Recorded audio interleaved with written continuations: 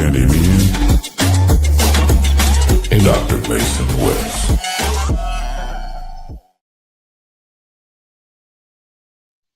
Welcome in to the inaugural episode of Bare Bones as an independent Chicago Bears podcast. As always, I am Mason West, and we have co-host the illustrious Danny Meehan joining us. Danny, how you doing?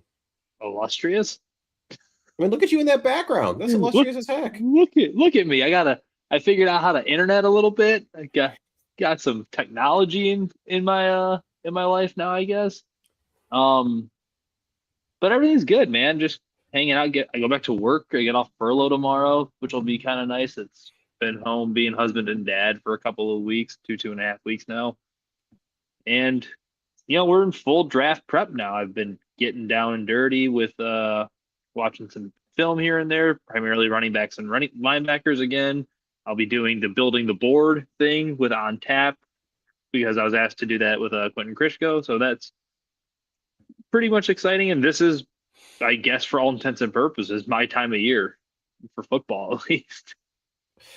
Quentin didn't ask me to hop on as the injury / consultant and physical therapist, so I won't take that personally. But anyway, one thing I wanted to bring up, just because it makes me sad, and we don't do a ton of personal stuff. We like to just jump into the nitty gritty of what we're doing here. But I saw last week, so the first time you and I hung out in person was at Short Fuse Brewing, and they're actually closing down.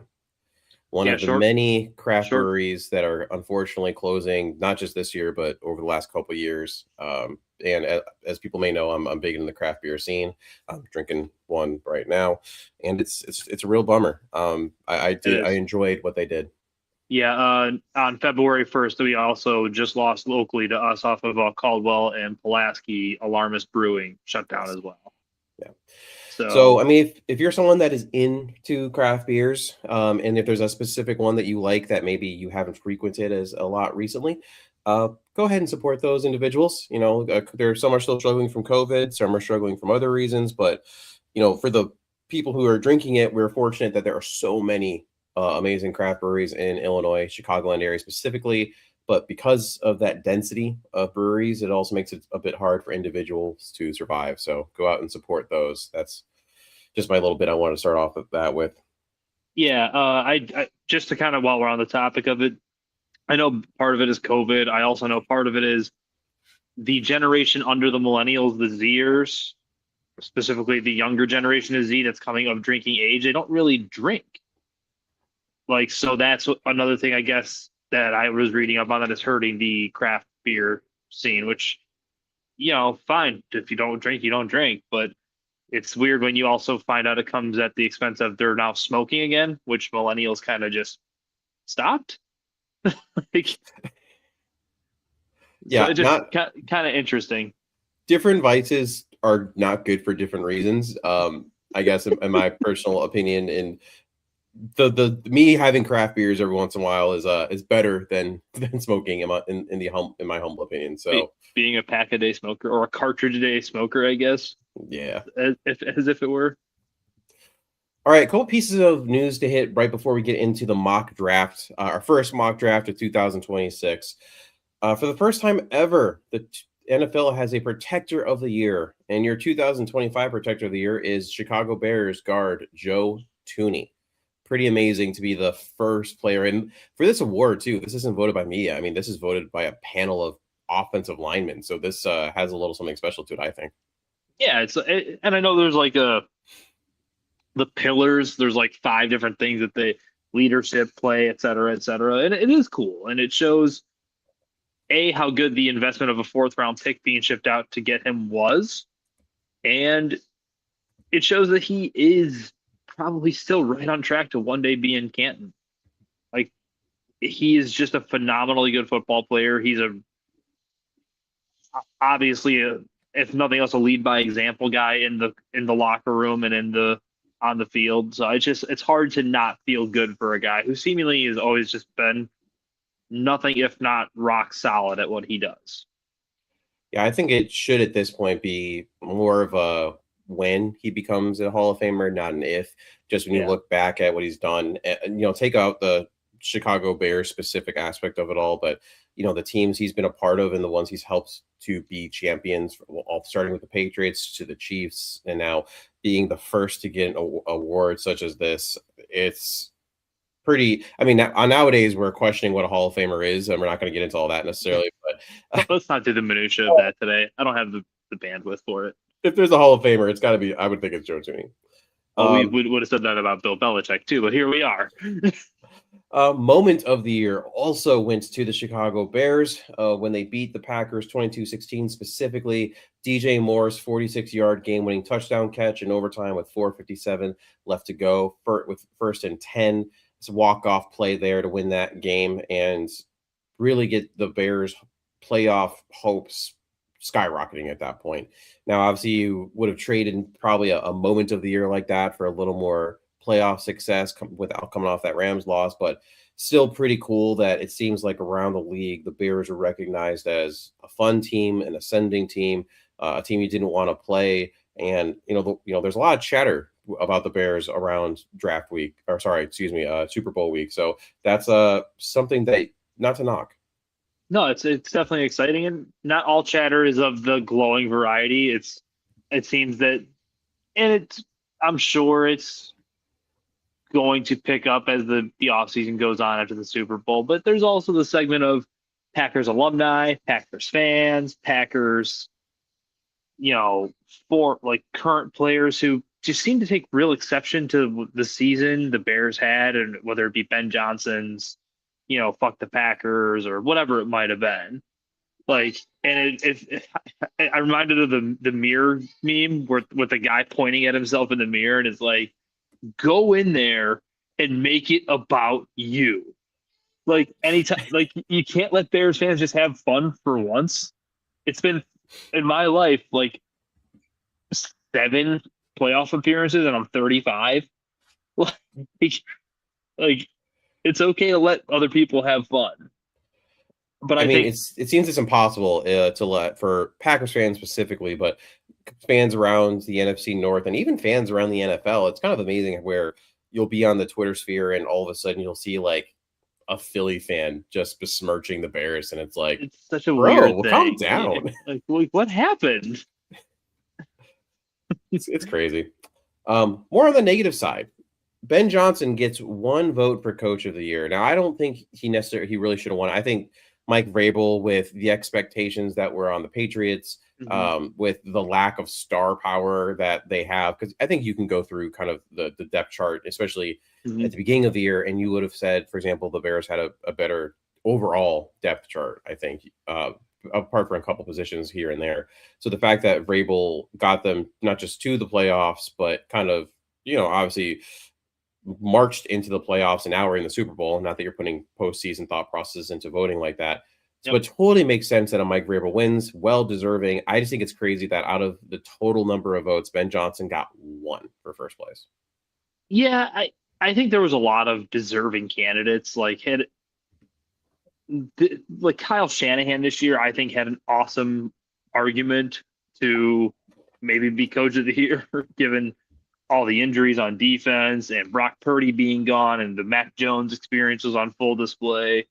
Like, there was a lot of worthy candidates this year. I'm with you. Maybe I'm a little bit, I wouldn't say shocked, maybe a little bit surprised that he only got the 1, but at the same time, this was a weird year for coaches. Like, Mike McDonald was being talked about as a 2-and-done coach if it didn't get right this year, and here they are facing off against the Patriots in the Super Bowl. Like, there was just a lot of really good coaching jobs in a year where there really wasn't a standout awesome team led by a stud amazing quarterback. Well, I mean, that's a valid point. And at the end of the day, with these votes, right, I mean, you can only vote for one person in that spot. So, for all we know, 49 individuals had Ben Johnson as their second vote. It doesn't really matter. The fact that he's even a finalist is, I think, is really the important part. And it's really just a lot of these. It's more about that's the thing too. If you look at the previous coaches of the year, don't do every single that. one has been fired except for one of the most recent ones. Yeah, don't go look at the Coach of the Year award because it typically means your coach sucks and he's going to be fired. Yeah, I mean, Bears coach Matt Nagy won, and we know how that worked out. So, Oh, now he's going to be calling plays in New York for John Harbaugh, Mr. Man. he's not there to run the eye. A Bears roster note: Theo Benedict, who was a restricted free agent, is signed for the 2026 season for $1 million. Theo Benedict, college right tackle, never played a snap at left tackle before training camp. He started 8 games, finishing 4th in ESPN's run block win rate among offensive tackles. He now gets a full offseason to train at left tackle. So, that potentially shifts a little thought process for how Bears want to handle the left tackle position, which is a little up in the air with Ozzie Trapillo being out for the foreseeable future. A late season return, more likely than not for him. I would, maybe midseason. I really kind of hope they just kick him inside. I don't think he's a left tackle in this league, honestly. Like, he was an admirable run blocker. He was an unplayable pass blocker. And at left tackle, you need someone who's not going to be a just total liability out there, pass blocking. But yeah, he was a very good story given where he was found, how they acquired him, and all that stuff. So I full-heartedly agree with what you're saying. Maybe he's in the plans. I actually would not be opposed to like a 1-year, 10 or $8 to $10 million deal, something like that, for bringing Braxton Jones back. Just see where he's at, because at least I know he's, when right, like an average left tackle. Yeah, no, I would imagine Theo's role is going to be break in case of emergency, right? Like, how does free agency go? Can you get a spot starter like a Braxton Jones to come back because teams don't trust his health and he's willing to come back on a 1-year prove-it deal so that he can hit free agency and get a bigger contract? Can you go get a Cam Robinson who, again, would be more of that spot starter for you? Do you want to attack it, in the draft? I mean, there's multiple layers to that where I think they would rather do. And then it's, okay, well, none of that worked out. We have Theo. Yeah, we have Theo. Theo's here. And then, like you said, now he's your swing tackle. Now he's your bump inside when needed guy. Things of that nature. Yeah, I know. I don't want to do the experience with him and left tackle again. It was at the end, especially, just not good. A couple things. We're not going to go deep into this. Bears are still looking for an OC. Right now they're talking about potentially some in-house hirings, or you should say promotions. Press Taylor is a name that's thrown out there. You could talk about Antoine Randall. I don't know if he necessarily has, aspirations to do so, but he's a name that was thrown out there because of other options that, Tanner Engstrand took a job elsewhere. Cliff Kingsbury just today is a part of the Rams staff. I'm pretty happy he's not going to be here, for being honest. But so that's still an open position. And then the Bears, if that happens, let's say there's an in-house promotion, you would have to hire at least one more person to fill that spot. And then the Bears did hire a running backs coach, long time guy, Eric Studsville. He was with Ben back in Miami. He was an interim head coach with the Denver Broncos for a year. I mean, he was an associate head coach last year with the Dolphins. So he's got a lot of skins on the wall. Yeah, he coached here as a coach, like a coaching assistant years ago under Dave Lundstedt. Mm-hmm. So he's been here before in Chicago.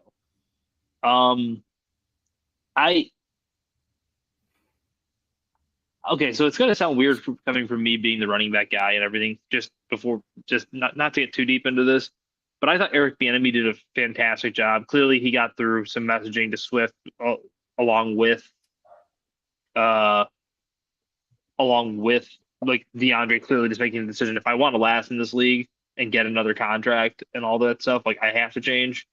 So credit to DeAndre, credit to Eric Bieniemy. But Studsville is a very accomplished running backs coach. How much does that positional coach really, quote unquote, matter? I don't know. Yeah. And I know I saw there's people in group chats we're a part of. There's people on the timeline who are are really up in arms over no offensive coordinator being hired or who's going to be the running backs coach. Like, guys, the coach that matters is already in place. This isn't a Dan Campbell losing Ben Johnson, and now you're waiting for who Ben Johnson's replacement is because you need to see who's going to call plays. No, this is Kyle Shanahan or Sean McVay losing their OC passing game coordinator, and I think they've been fine. Yeah, like at a certain point, it's like I don't want to say I don't care, but I kind of don't care. And if I had to guess at this moment, it seems like it's Press Taylor's job right now, right? Like I know that the Petzing had the passing game coordinator slash quarterbacks coach under him that interviewed here. I forget his name off the top of my head. He from Arizona. What was his name? Are you talking about the guy that they interviewed for OC? They interviewed for OC. I forget his name off the top of my head. Connor, right? Yeah, Connor something or other. Oh man, this is telling me that I don't know this off the top of my head. Yeah, I literally was talking about it today. That would be an objectively cool hire because he's a minority candidate. He's an African American. There's not enough African Americans coaching on the offensive side of the ball, specifically in the realm of quarterback and passing game and things like that. Connor Sanger. There we go. Connor Sanger. Yeah, that's it. So that'd be a cool hire. Is he ready for offensive coordinator? I don't know. He's very young. He just got into NFL coaching, I believe, in 2022. So he's very, very green. Maybe he has a role somewhere else on this staff because he was passing game coordinator in Arizona. Maybe if and when Press Taylor gets promoted, he just takes Press Taylor's job as what he did in Arizona. Like, I don't know the minutia of it, but my opinion is that don't get too wrapped up in this. And I know for some, Press Taylor was like Bears coaching staff boogeyman. It was really weird. Like, I don't think he's particularly good at his job, but if Ben says, hey, this is who I want to be my offensive coordinator, shouldn't we all kind of just be like, sure. You like him? I like it. You like him? I love him. Let's go. All right, that is what we got for some of our news, our chart review. Now we are going to dive into the first mock draft of the 2026 season. Obviously, as everybody knows, these are set in stone, 100% accurate. But all seriousness, the whole point of this activity, I started doing this because I wanted to learn more about, force myself to watch tape and learn more about prospects. And, I wasn't really sure where to start when I was doing this because I don't necessarily have the time to go through, like Jacob Infante goes through like hundreds of prospects. Dane Brugler watches every single person ever that's going to be drafted. It's insane. Danny does a fantastic job, especially in that linebacker, running back world. So this was my attempt to like kind of focus myself in on certain positions, specifically with how the Bears work. So let's be real, in 2 months, a lot of the people that we talk about here who were available in round 5 are going to be going in round 2 or 3. Guys who are thought of as first round picks are going to be, day 3 guys. And so this is going to be an ever changing thing. It's really just an attempt to get you guys integrated and knowledgeable of some names that could be options. Yeah, gain familiarity with some of these kids and players. Boom. All right. Boom. So you'll notice actually there's a head missing because Ian Cunningham, right, got hired by the Falcons to be not the head of football over there, apparently. So right now we don't know who the assistant GM is. Probably in-house promotion again but right as of right now, it's going to be the Ryan Poles / Ben Johnson show, which is really the most important thing that those two are coming together because they had a fantastic draft last year. They did. All right, Danny, you're up first. Round 1, pick 25. You took Christian Miller, defensive interior out of Georgia. Yeah. So I'll go through some of the. I know my hyper focus is going to be the running backs and linebackers or the dinosaurs of football, where no one truly cares about those people anymore, except for when it's necessary.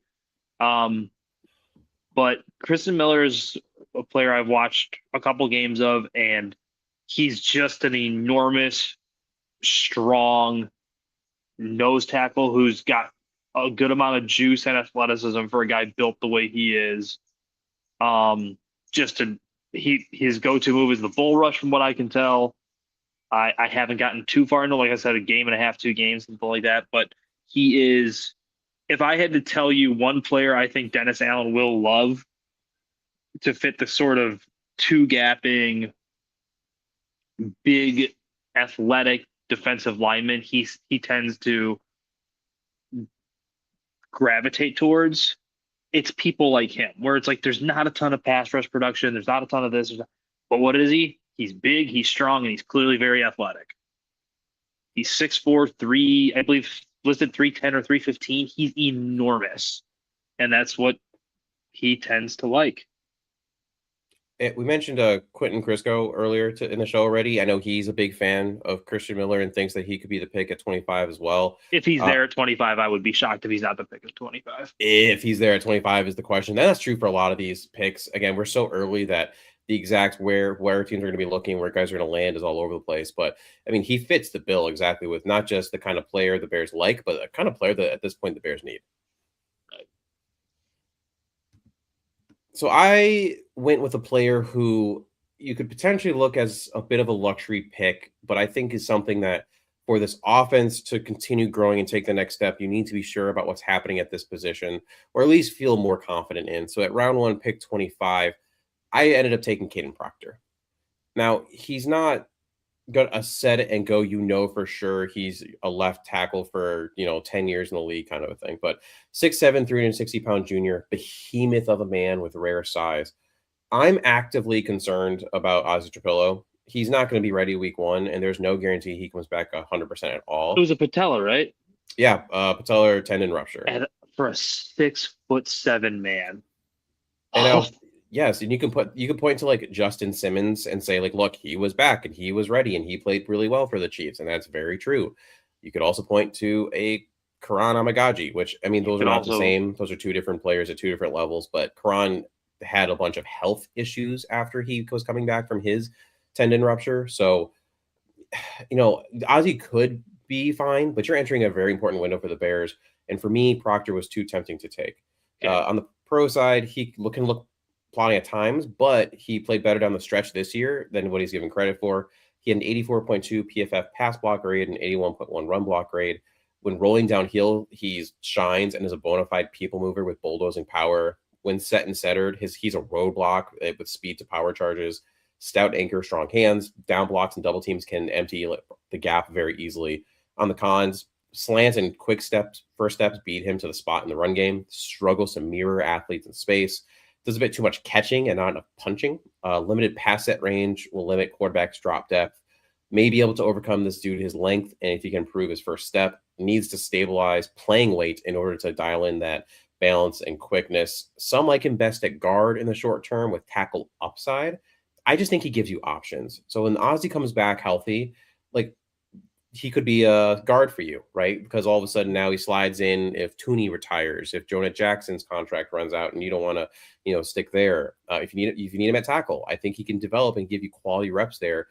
If you don't have, or you're free, like your free agent acquisition, like they bring back a Braxton Jones and he doesn't, looks not great in the weeks 1 and 2. You could throw him out there at left tackle. If maybe it doesn't work out where you just can't bring someone in that you're confident in, who's really all that great, again, I think he can work there for you.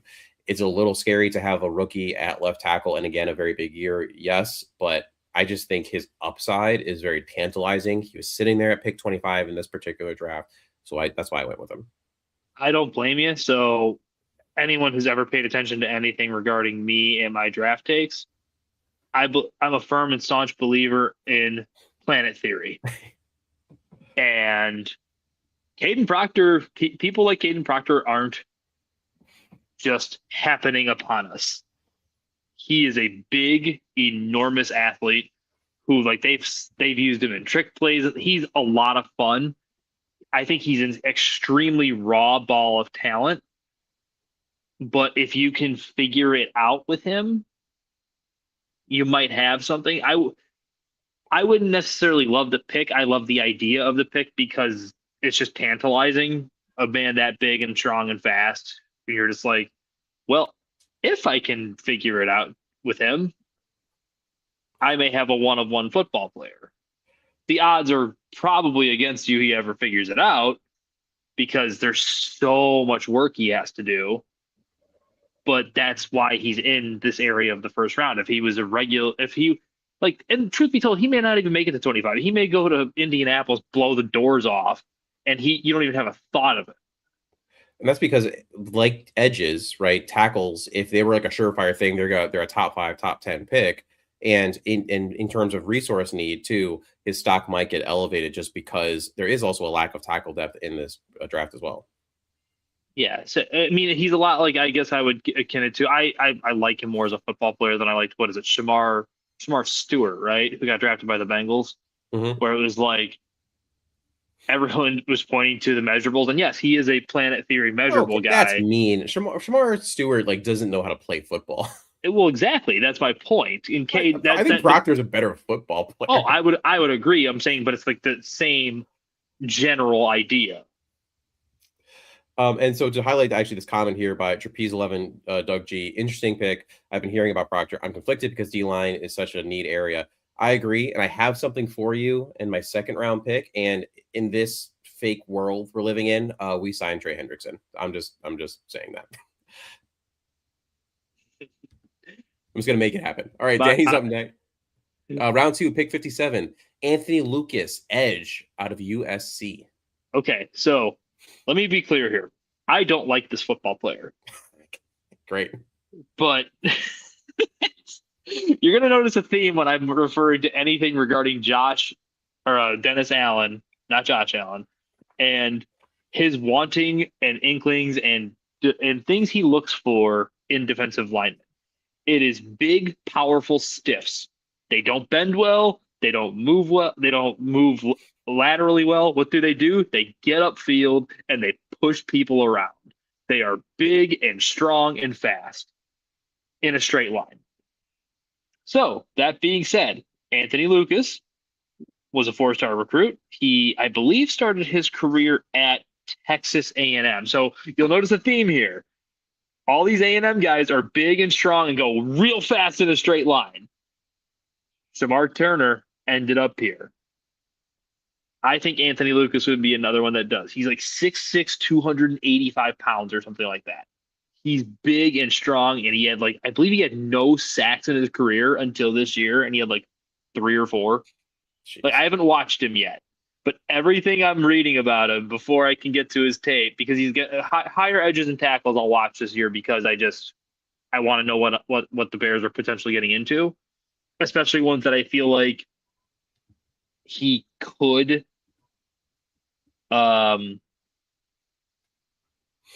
that he could have eyes on. And this guy's just enormous. Like he's big, like he's a people mover. He's a bulldozer. Yeah, here. No sacks until his senior year, and he only recorded 3. Slow first step off the line, late and inaccurate hands, but big and strong, and makes up for everything with a great bull rush. What's his other problem? He lacks strength in his core to turn. It's And what people have to remember is, again, this is now round 2. All of the this doesn't even have there's not elite pass rushers in this draft, and so any of the ones that are even okay have gone already in round 1. And so now here you're taking the guys that have some of these blemishes, but at some point, if you're Ryan Poles and Ben Johnson and Dennis Allen, you have to start getting some cost-controlled defensive linemen because you're paying a lot to Montez Sweat. You're paying Dio Dangbo, who got 1 sack and then got hurt all year. You're paying Grady Jarrett. You got to get some guys who can put pressure on the quarterback, but that aren't costing you a pretty penny. Agreed. And the thing is, like, the part that makes me most nervous about this is DA's track record with developing and identifying linemen is not great. To this point, we don't have much to say that Ryan Poles is great at it. So it's a lot of just like you're trusting your ability to develop and coach talent, but it hasn't worked out historically for either party that you're trusting to build out this defense. And that's a scary proposition. It's why you almost want them to go get a Trey Hendrickson, or even as much as I ragged on the pick when Baltimore took him a couple years ago, Odafe Oweh showed some stuff with the Chargers. Like, he's big and strong and fast, and he got 7.5 stacks at post trade. Like, that's another free agent target. Like, that's a guy I think they may have interest in if they don't go after Trey. No, that would try. All right, Who did you my take, pick Mason? at round 2, pick 57. I took Dominique Big Citrus Orange, defensive interior out of Iowa State. I guess I'm just going to keep up my big man, crush small man draft idea at this point. 6'4", 325 pounds. He's a senior. Big Citrus is a massive nose tackle or one tackle who can free up all others along the line to go make plays. One word, he is a disruptor. Devastating upper body power that consistently rocks centers and guards backwards, generates impressive vertical displacement against interior blockers, driving them backward into the quarterback's lap or disrupting run lanes. Surprisingly quick off the snap and uses his massive frame to wedge between gaps, eliminating leverage. Exceptional closing speed for a nose tackle enables him to track down ball carriers. On the negative side, questionable arm length limits his ability to maintain separation. Pad level rises a bit high during pass rush moves, allowing counter punches. Limited flexibility in that lower half prevents him from bending around blocks or dipping under pass of taller opponents. And he actually struggles against double team blocks right now, but lacking the technique refinement and leverage skills to split or shed multiple blockers. He did make 2025 Feldman Freak List, who wrote, Orange has had a solid 2024 season, making 24 tackles, including 4.5 for a loss. 3.5 of those tackles for loss came in the last 5 games of the season. The 6'4", 325-pound Orange, who spent much of his offseason refining his diet, has benched 450 pounds, squatted 650 pounds, and cleaned 365 pounds. He also has vertically jumped 34 inches. Andrew Billings is a free agent right now, and I think he'd be a fantastic replacement for him. Again, similar to the Proctor conversation, you do have to worry about weight and maintaining that weight just as he becomes a pro. And you, like I said, you do have to wonder why he struggles against double team blocks. The Bears right now, the problem with giving the Proctor and the Orange picks is they don't necessarily have the offensive defensive line coach that you said, hey, give this person like a ball of clay and they're going to make awesome things happen. I like Ruchar better than past Bears offensive line coaches, but we didn't see too much from him. But like on the defensive side, for sure, it's kind of like, it's been okay so far in the 1 year that we've done this so far with this defensive staff. So that would be like my only caveat I'd be a little worried about. But again, I just think the raw power that he has and the size is something that's very tantalizing to try to beef up your defensive line that was pretty terrible at stopping the run. I'm always about getting the Ames Mafia in Chicago. I love Iowa State football players because I think Matt Campbell just did a great job when he was there, and I expect that to continue now that he's in Happy Valley. But yeah, I think it's a really good pick. Definitely a guy also that might creep up a bit higher. He's going to. Yeah, I remember I looked back at the draft with Jahmyr Gibbs, and I remember I had the Bears taking him in like the second round because that's where you could get him in mocks. And in the very first mock I did that year, and it's like, silly. But that's what this part of draft season is. Just to kind of touch on some of those measurables, you listed the 450 bench and the 650 squat. Those are, I know to the listener, this is where like you're the doctor of physical therapy. I went to school for exercise science and I wanted to be a strength and conditioning coach. I know people understand how heavy that is. And yes, that's a lot of weight. He is an enormous man. He should be able to push and move that kind of weight as a guy going into the NFL with this kind of draft pedigree. What I want to get at are the second numbers. When you said he power cleaned 365. Power clean 365 and vertically jumped 34 inches. I don't think people understand how impressive a 365-pound power clean is. It's nuts.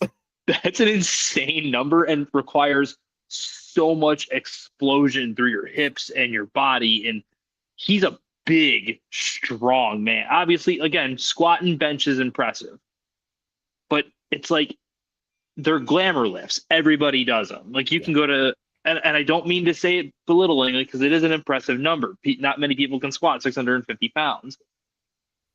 But a guy that size should be able to do that. When you're telling me he's pushing 330 plus pounds off the ground for a 34-inch vert, meaning he has lower body explosiveness, and then it's confirmed with that hang clean number, or the power clean number, that means it's real. Like it's not show muscle.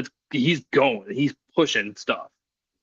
And that's just a very, very impressive weightlifting number to hear as someone who went to school for like the focus of exercise science.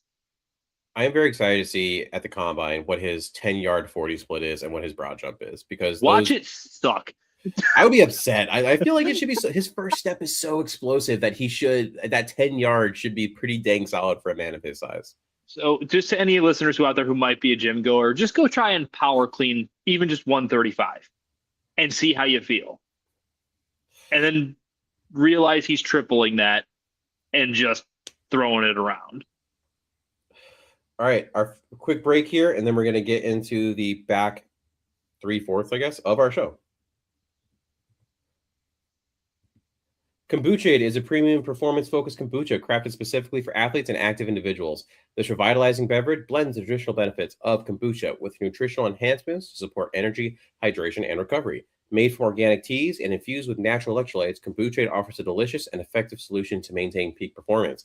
Better athletic performance, increased nutrient absorption, improved wellness, and improved cognitive stamina. Use code BEARGUTCHECK for 15% off your order. That's BEARGUTCHECK for 15% off your order. It's a great way to support the show, especially in this new voyage that we are on. New voyage. Hey. All right. We got round 3, pick 89. Jacob Rodriguez out of Texas Tech, linebacker, Danny. I almost took him instead of a linebacker I took. So I'm very curious as to what your thoughts on Jacob are. This is me and Q being kindred spirits in a way. Q is Quentin Krishko or Butkus Stats went to Texas Tech University. And he didn't even mention him to me. I just sat down a couple weeks ago to start my linebacker prep, and how I do it is I go on like the PFF big board and I scroll until I find a player I find interesting based on like just their player grade, where they're at on the list, and what team they play for. Jacob Rodriguez, for whatever reason, my brain decided this is the first guy I want to watch. I don't know if I'll watch a player that I enjoy more than Jacob Rodriguez this year, and he was the first one I watched. He is just a football player, and it sounds so goofy to say that, but he's so instinctive. He's always around the football. He's causing fumbles. He's batting down passes. He's intercepting the ball. He's making tackles everywhere. My concern with him is I don't know how athletic he really is.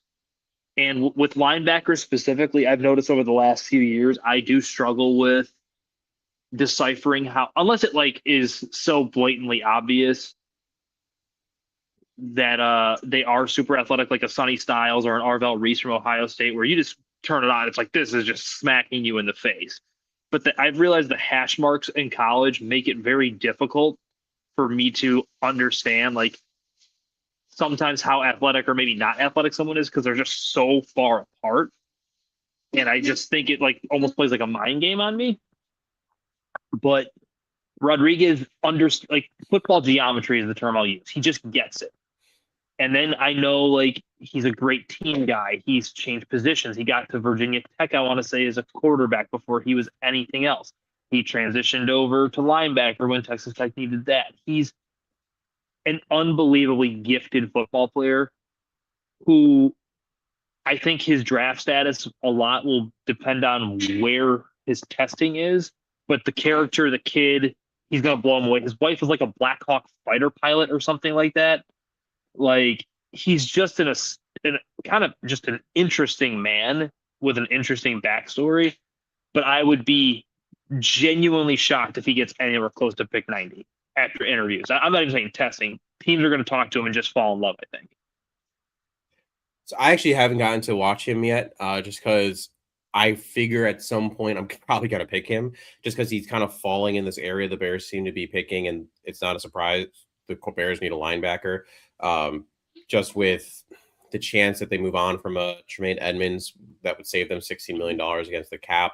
The injury to TJ Edwards, he should be back, but he's on the wrong side of 30 now after a pretty gnarly ankle injury. And your linebacker pick from last year did not work out. And so far, in a Ruben Hippolyte, we'll see what happens. Things can change, but as of right now, I mean, he can't even be active for special teams. I know there's been some whispers that maybe the Bears could go after DeMario Davis as a stopgap linebacker, but you still need some linebackers youth in the coffer, right? Whether it's for starting purposes or special teams. So I don't have a lot of thoughts on Rodriguez, but even just your description there, definitely a guy that I need to get to watching. He's awesome, Mason, but I would guess low end of where he probably goes when it's all said and done, bottom of the second round. He's not getting this far. Sounds about right for this time of the year. All right. For this one, I need you to bear with me. I don't know if you've gotten to this guy yet, but I fell in love with him. Torian York, linebacker out of Texas A&M, is my pick here in the third round. Not yet. The reason I say bear with me on this, he is a 5'10", 227-pound linebacker. And I'm out. He doesn't fit anything Danny likes about linebackers. He does not have the ideal size or length for the position, thus significantly hindering his draft stock, but he has the instincts of a veteran linebacker and the movement skills to capitalize. In his second season, York was insanely productive with 82 tackles, 9.5 tackles for loss, and 2.5 sacks. He's got exceptional diagnostic ability, which allows him to process blocking schemes instantly, rarely takes false steps or gets caught up in misdirection, kind of the opposite of a current Bears linebacker. Natural leverage winner who plays bigger than his frame, consistently getting underneath blockers' pads, consistently sniffs Natural leverage winner is the funniest way of just calling someone short. It is natural. It's a gift. Consistently sniffs out screens to make tackles for short gains. Exceptional tackler with an advanced technique and finishing power. He has an 89.8 tackle grade, which backs up the film, showing he rarely misses when getting his hands on ball carriers. Overall, he's an 83.6 PFF grade and a 90.8 coverage grade, which is seen in his zone coverage. He's got good eye discipline to locate threats coming into his area and is quick to read landmarks. Operates with controlled violence through contact. Now on the negative side, Tremaine Edmonds, 6'4", 251 pounds. TJ Edwards, 6 foot, 228 pounds. DeMarco Jackson, 6'1", 233 pounds. Ruben Hippolyte, 6'1", 233 pounds. He just doesn't fit the mold that linebackers in the NFL tend to be in general, and also specifically what Dennis Allen's going to want. He's undersized, short arms with his short king status. It makes it difficult for York to get extension on a block, leading to struggles when being asked to stack and shed or escape.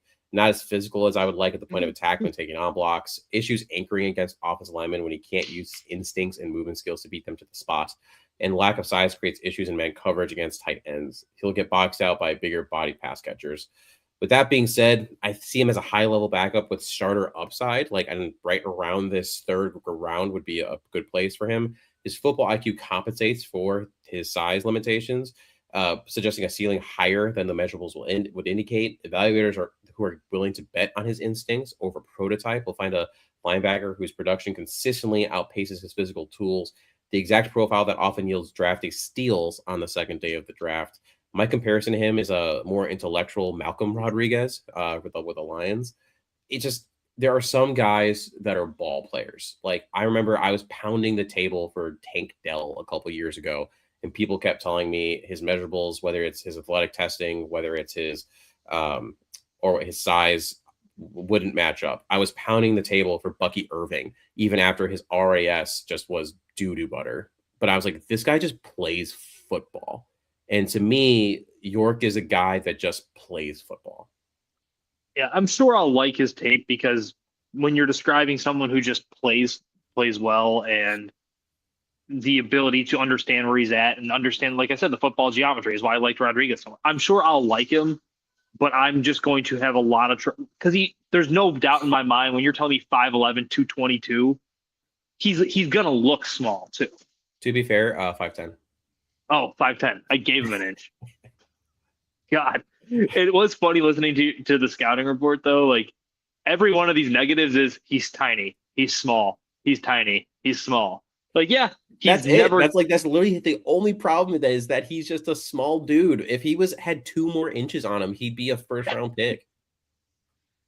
Yeah, I mean, I'll watch him because I'm intrigued, but I'll probably end up knocking him harsher than I should because I just know who I am. I'd be surprised if you didn't grade him out in the 3rd, 4th round area, though. I think I would guess probably 4th, and then it's probably going to be knocking him down because he's small. Yeah. All right, round 4, pick 129. Jalen Kilgore, cornerback out of South Carolina. He was actually just mentioned a little while ago by AJJ Johnson, 414, threw him out there. Wait, no, that was someone else did. Just kidding. So we're getting to the point now where I haven't gotten nearly far enough into draft prep to really speak on it. But I do know he's like a hybrid. He might be able to play corner. He might be able to play safety. He's a big straight line linear athlete. I know the issue with him has been allegedly he hasn't necessarily lived up to the hype and expectation in Gamecock land, where the idea of him has always superseded the actual on-field production and abilities. But I know the guys that Allen likes are always going to be these big, long, physical corners, and that's what he looks like to me. Even though I've seen some places list him out to be a safety down the line in the NFL, probably because he can't turn, is my guess. But again, I haven't watched it. This is the act for us as well, right? We're learning these prospects going into the draft. I don't know this guy very well outside of watching media copy when the game is on TV. Like as I'm flipping through games on like whatever like box I'm watching. So I know the name, I know who he is. I know he's a good college football player. How well is he going to transition to the NFL? I have no idea. Yeah. I haven't watched him enough to give a fair opinion on him, but I can just go off of what I've read and what I remember watching on like media copy, broadcast copies. All right, I went similar-ish route to you actually in this round. In round 4, pick 129, I took Jalen Stroman, safety out of Notre Dame. No secret, the Bears need a safety. Sorry, go ahead, Danny. No, if you're drafting defensive backs from anywhere, draft him from South Bend because Mike Mickens is one of the best defensive back coaches in the world. And I think that's apparent when you actually look at like this player. So 6 foot, 198-pound senior. I mean, he's just a ball player. This is kind of the theme of my draft. It's weird. I went with big world theory guys initially, and then I went in the back end to just ball players. So I guess really I'm a pretty good GM because that really is kind of what you're supposed to do. But anyway, he played 1 season for Notre Dame after transferring from Virginia Tech. He appeared in all 12 games for the Fighting Irish, starting 5 games, while accumulating 37 tackles with 3 tackles for loss, 2 pass breakups, and 1 interception. On the pro side, very light on his feet, quick to put his foot in the ground and trigger. He's quick to anticipate and recognize where the ball's going, especially if it's downhill. Fast play speed, dialed in and eager to make plays, fires downhill with bad intentions when he reads run, attacking gaps with force and delivering contact through ball carriers instead of just wrapping up. Length and wide shoulders give him the frame to handle bigger slot receivers and tight ends in coverage. Plus, he can add on some weight, I think, on his frame without losing much mobility. Takes on blocks aggressively, and body control in space allows him to flip his hips and stay in phase with receivers working intermediate routes. Fluidity to handle coverage possibilities in too high structures. He can get a bit over aggressive downhill at times, but I mean, you got to like the effort. Might not have the linear athleticism for single high assignments. Definitely more comfortable working downhill than covering ground deep down the field against vertical threats. Man coverage technique needs refinement as he can get too handsy at the top of routes and struggles to mirror sudden breaks. Takes false steps occasionally when diagnosing plays, leading him to being out of position. And he only had 1 career interception, and that was literally at the back end of this last season. He makes his money within 20 yards of the line of scrimmage, thrives when he can read, react, and attack downhill, filling against the run or breaking out in intermediate routes. The late interception against Syracuse shouldn't overshadow the fact that he went 48 games before recording an interception, which speaks to either limited instincts as a ball hawk or playing in systems that didn't maximize his opportunities. I think an NFL defensive coordinator who can put him in positions to use his processing speed and downhill aggression while protecting his limitations in space and man coverage will get a productive rotational safety who can contribute immediately on special teams. The upside is starter in a 2-high system. Floor is a core special teamer who provides depth and spot duty in sub packages. So at a minimum in the 4th round here, you're getting a solid football player. And I think when you're looking at, I just assume the Bears are bringing Kevin Byard back at this point. The Bears want him. Kevin wants to be back. Brisker is kind of the odd man left out. And doesn't this guy just sound like a Brisker replacement in terms of that play style? And if you look at how Dennis Allen was able to use Brisker, and think about that Rams game with how he played around the offense, the defensive line, how Kyler Gordon's been used as a blitzer and as a good against the run. This guy just seems like he would fit very well for me. I agree. I almost took him there. I just went with the guy that I thought was more upsidey, I guess. No, that's totally Yeah. fair. All right, we're getting a little late here. Round 5, pick 163. Chase Roberts, BYU. 6'4", Receiver. 215-pound wide receiver, your stereotypical sacrificial X. And the Bears, guess what they don't have in their wide receiver room? Exactly An that. X. A real X. Do I think he's any good? I don't know. Could be. He's interesting in that he's got some of the surest hands reportedly in the draft. He's a better route runner for his size than than you would think from given just this tall, lanky guy. Like I said, hands, the ball skills and the balls in the air. It's 50-50 balls don't feel like 50-50 balls because he's just gonna rip and pluck it out of the air. He's not a bad blocker reportedly. Again, I had not watched much of him, just going off of the little stuff I would watch here and there after doing this little act we had going on. And he seems to just understand zones, like soft spots and zones. Honestly, the way scouting reports online read about him and the way he plays, it sounds to me like Walmart brand, like Alec Pierce almost. So you're just trying to get your Isaac to Slaw. No, this guy probably is not near the athlete as Lalo's coming out of Arkansas. I don't even know if he'll go this high. It was more just as I was clicking on the receivers and like kind of looking at like their grades and what they did. I was just like, these guys are all 5'11" and 210 pounds. Like the whole Bears receiver room is 5'11" and 210 pounds. I mean, I talked about that in that Rams matchup. The fact that the Panthers gave the Rams such a hard time because they have these monsters at receiver in terms of size, height specifically. The Bears just don't have that. Yeah. So like I said, he's a little bit light in the ass. He needs to work on things like anchor strength and like the ability to actually engage in the run game. The want to is there, but the physical capability is lacking at the moment. But I think he could be a decent bet to maybe pan out as a mid-round wide receiver just because of the ball skills, the size. Even if you only make him a sacrificial X who blocks downfield at the end of the day, like at his ceiling, it's still a valuable NFL football player.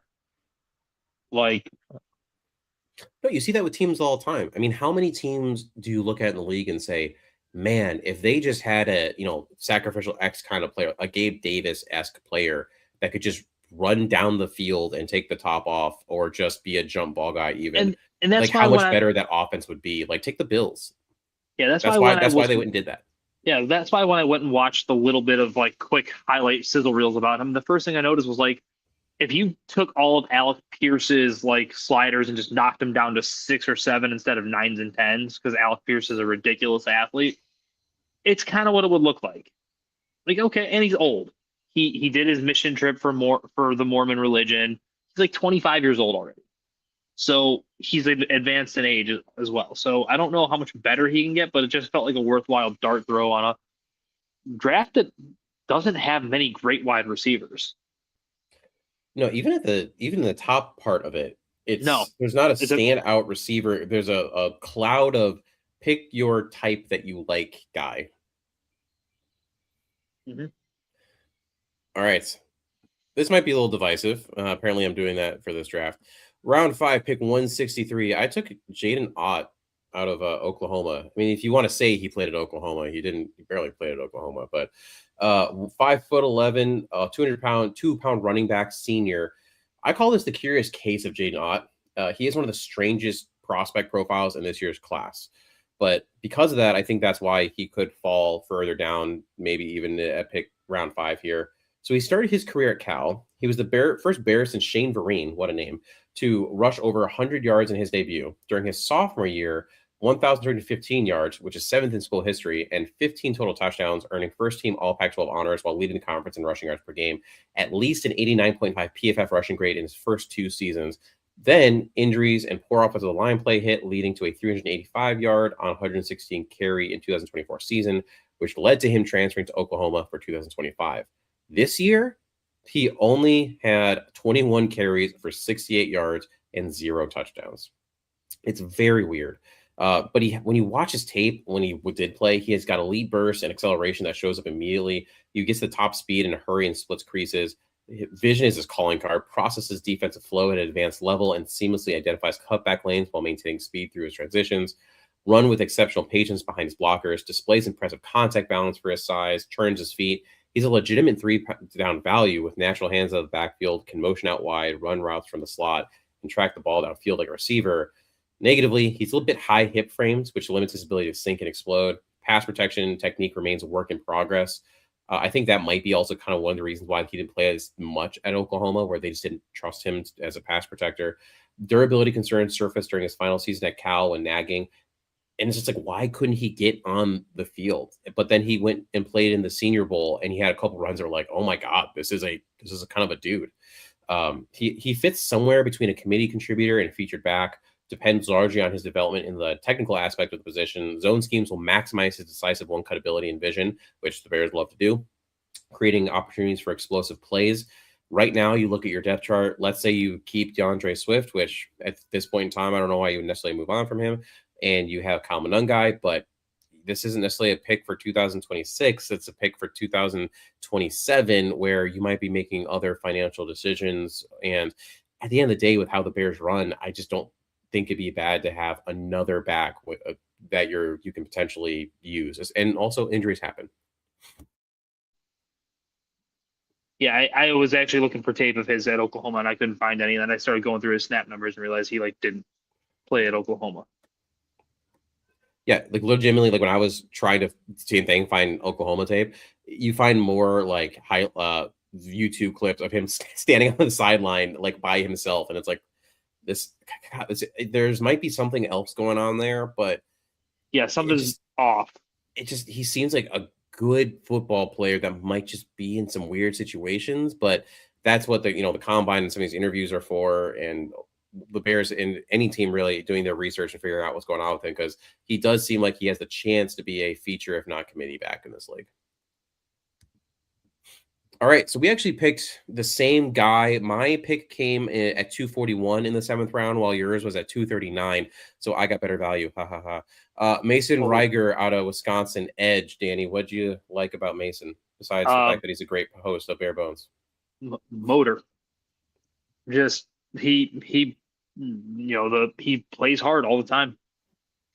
I don't know how good he's going to be. There's a reason he's going to be available as an edge defender this late in the draft, but I know he's very, very relentless in how he plays. He tends to, he's not small. He's 6'3", 6'4", right around 250. So he's got decent size and length. I would guess decent size or decent length to go with the size. He was initially a walk-on at Louisville, if memory serves. He's got a decent repertoire, again, I guess, or from what I've read online, in terms of counters and normal moves. So I think he should maybe potentially have a chance of being a rotational edge defender. I don't know if he necessarily fits what Dennis Allen wants, because he's not enormous. He's not just a big pocket pusher, which is, again, as I stated before. I mean, he's 6'4", 250. That's, yeah, it's arm length, no, but just in terms of frame. Yeah, I don't know. I think he's just even a little light by comparison. Just based on what we've known, Brian Brisset was a defensive lineman he drafted. He just doesn't like small-ish or even tweener guy. Because that size 6'4", 250, that's a tweener. Can he play? Is he an outside linebacker? Is he a true hand of the dirt edge? I don't know. I also know he missed all of the 24 season with a leg injury that he had surgery on. But I guess just throwing it out there, Trey Hendrickson, who Dennis Allen helped draft, was 6'4", 265, but I digress. And I guess he blew up the Shrine Bowl, which is good for him. And I think he's a local kid, right? He's from somewhere in the Chicago area. Yeah. Good for him. Yeah. It was more just there's no one else here that I really like at this moment, so I'll just take him. Yeah, so like I said, I kind of went into this with the idea that the Bears are signing an edge, maybe a Trey Hendrickson. That's why I didn't go early, but I still feel I needed one in this draft, so I ended up taking him, like I said, with the final pick. he wasn't viewed as a draftable prospect coming into 2025, but he played his way into draft talk. This year, he totaled 32 tackles, 18 solo, 5 sacks this season. He had 45 QB pressures last season, according to PFF, which put him in the top 25 all edge rushers in the country. He was also pretty stout when setting the edge and run defense, which is one of the reasons why I think the Bears could like him, often redirecting ball carries back in the arms of his teammates. Those plays don't show up in the stat sheet, but coaches and scouts will see how important he is to Wisconsin's strong run defense. Variety of pass rush tools. And like you said, he did show out at the Shrine Bowl. He beat West team tackles regularly on his way to winning the game's defensive MVP.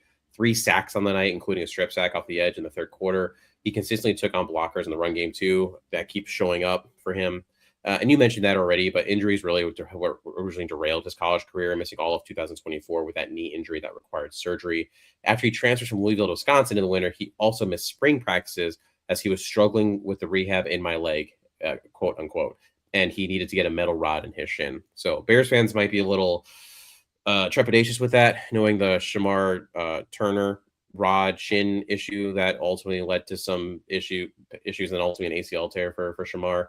But that round 7, if you can get a guy that it's a dart is just throw. a piece, it's a dart throw. It's maybe just a piece of a rotation. You're seeing what happens here. Yeah. All right. My pick that was at 239. I haven't decided fully yet. I haven't committed to if this is my draft crush or not, but this individual is a potential draft crush. I ended up taking Eli Heidenreich, athletes out of Navy. That's just what this dude is. 6 foot, 206-pound offensive chess piece. I mean, he's listed here on PFF as a fullback, but he's Booby Miles, right? That whole quote, he can paint your fence, run your back door, and he can't, it's everything. He's a wide receiver, a running back, a tight end combo. He played wide receiver, slot, running back, inline blocker, often serving as a gadget weapon. Think a Zippy or Kyle Juszczyk. He was regarded as an elite blocker for a skill position player with the functional strength to handle edge defenders. As a senior in 2025, he set Navy records for career receiving touchdowns, just under 2,000, and touchdowns at 16. His 6 touchdown receptions in 2024 tied for the most in school history. He's got strong contact balance, rarely goes down on first contact, and plays with a downhill physical running style. Proven contributor on kickoff and punt coverage units, can contribute immediately. Received an invitation to the 2026 NFL Combine and participated in the East-West Shrine Bowl. He actually is a candidate to defer his military service commitment. Just go watch his highlights and tell me how you can't fall in love with this guy. So I imagine what Ben Johnson can do with him. Think Sean Payton with peak, Taysom Hill as just like a chess piece you move around. And also he's a Devin Duvernay replacement in terms of those kick returns that has, again, that upside that he could play some running wide receiver, some running back. He could be, a small-ish tight ends for you in 13 personnel. It's just, I think he is just going to be a very fun piece for the right offensive coach. And I think Ben Johnson's the right offensive coach. So Kyle Shanahan's going to take him before you can have him. Yes, he is. Why would you say that out loud? That's the thing. Every player that falls in this category, such as this, that I love, he goes somewhere else. And I end up having to point to them and say, see, like Tank Dell. That's a good example. Love that guy. Did fantastic until his leg blew up. Danny Woodhead, another guy that I actually really liked and actually had a functional career for a small white running back. Small white running back. That seems like a Weird Al song. All right, final pick of this, round 7, pick 241 for you, Danny. You took Adam Randall, running back out of Clemson. Yeah, so something I've realized I kind of value in once you get past the top tier running backs is guys that maybe dabbled in receiver or transitioned from receiver to running back and got to this position because of how pass happy the league has become recently. It's not ever going to become the 75% throwing league just because of how the game is played and how these coaches operate. But he was a wide receiver before he played running back. He's 6'2", 235 pounds listed. I don't think he's going to fall this far because I think just the ability to be a hybrid weapon where you probably put him in the slot, let him do some things of that nature, that it's going to bump his value up, especially in a running back class that isn't particularly great from what I've watched to this point. like I said, 6'2", 235, good contact balance, the ability to be versatile. But now that he's playing running back, some of the things you do notice with him, his vision is sporadic. Like it's not like you can clear it's a developing trait. He hasn't done this really for super long. He was a wide receiver by trade. So I don't expect him to be the best at that to this point. I do like how, because of that big, strong physique he has, it shows. He goes through arm tackles. He's got good contact balance. He doesn't just fall upon first hit. And he did, I think this year he had over 800 yards rushing and 30 plus receptions for Clemson. So it's like he had a productive year despite this being his first year as full-time running back. It's a dart throw, but I think it'd be a worthwhile one, especially considering the success you had last year with Monungai at a similar draft point. Like, I don't think he'll be this late, especially because of how weak the class is, but you might be able to get him in the 6th round or something.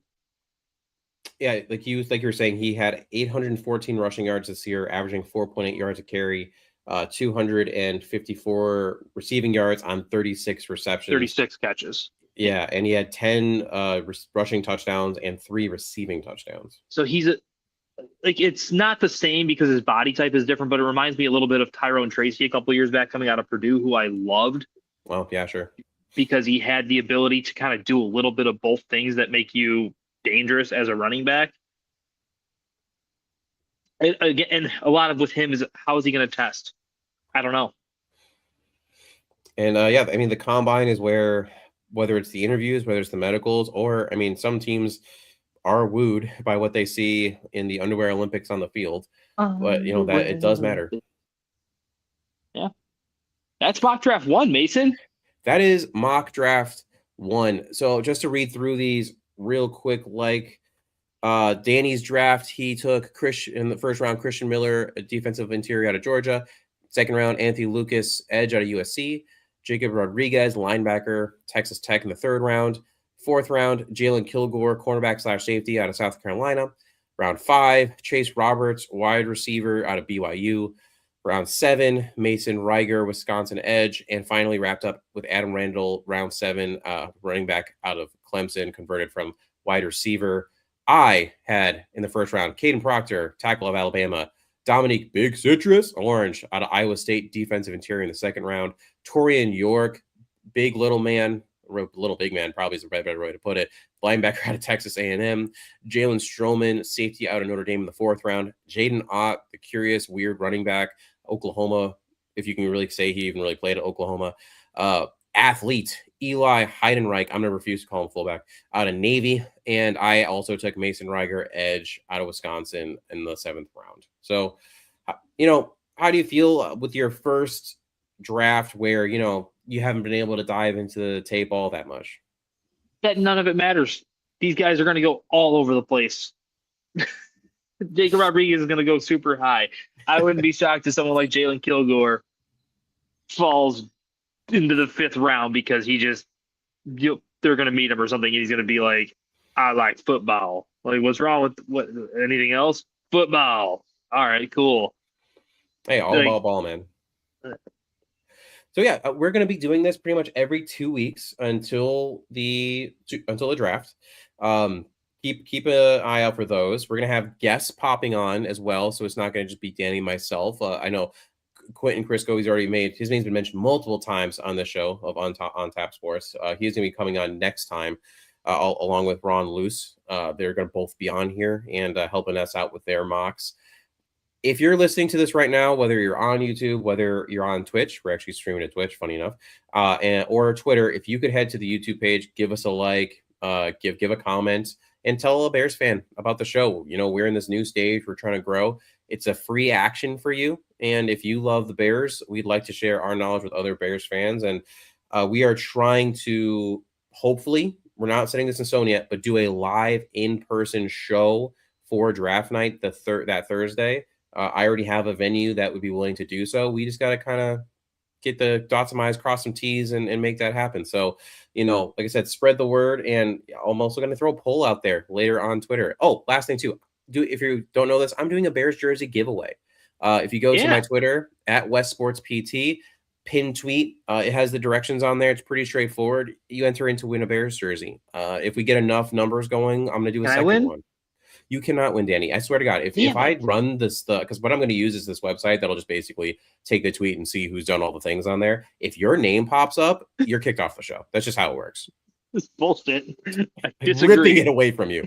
I'll buy the jersey, burn it on video, and send you the remains. Oh, I get the ashes. Yeah. But also, Danny, this was will no longer be bare bones. We'll be bare ashes. Bare ashes. This is a great show.